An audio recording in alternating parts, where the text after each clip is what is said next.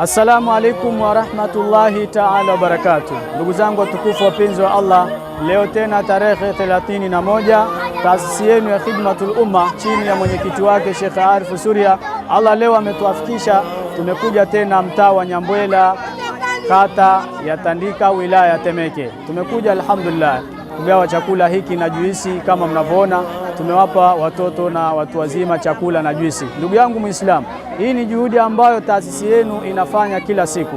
Wewe ambaye Allah amekujalia kipato, amekuwezesha, basi toa kwa ajili ya kuwawezesha wale ambao hawana uwezo.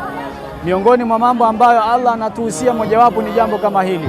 Juhudi hii bado ni endelevu, na wewe ambaye Allah amekujalia kipato, ituamul jai min a'dhamil qurbati ila Allah ta'ala. Kumlisha yule mwenye njaa ni katika ibada kubwa zinazomkurubisha mtu mbele ya Allah subhanahu wa ta'ala. Tunaambiwa min makarimil akhlaq badalu tuami lilmuhtajin. Miongoni mwa tabia njema tunaambiwa ni kuwapa chakula wale wenye kuhitaji. Sasa sisi tumekuja kugawa chakula hiki na juisi na maji kama mnavyoona.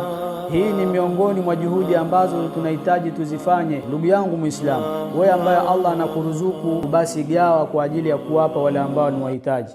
Katika faida kubwa ambazo zinapatikana miongoni mwa utoaji wa sadaka, mojawapo ni sadaka hii ya kulisha watu chakula. Al-Imam Al-Ghazali anasema, man at'ama musliman hatta yashba'a adkhalahu Allahu min ayi abwabil jannati sha.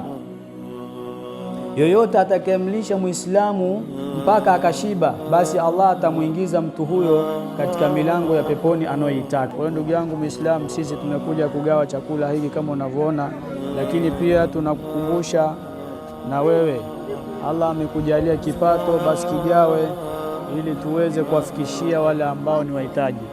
Pia changia kwa namba zinazopita hapo chini, sisi tutafikisha. Jazakumullahu khair wa sanjaza fi darain. Shukran.